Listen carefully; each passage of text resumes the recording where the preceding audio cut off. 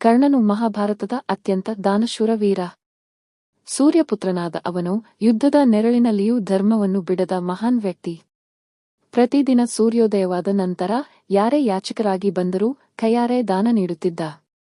ಅವನು ದಾನ ನೀಡದೆ ಇದ್ದ ದಿನವೇ ಇರಲಿಲ್ಲ. ಮಹಾಭಾರತ ಯುದ್ಧದ ಮುನ್ನ ಕರ್ಣನ ಕವಚಕುಂಡಲಗಳೇ ಅವನ ಜೀವ ರಕ್ಷಣೆ ಎಂಬುದು ಎಲ್ಲರಿಗೂ ತಿಳಿದಿತ್ತು.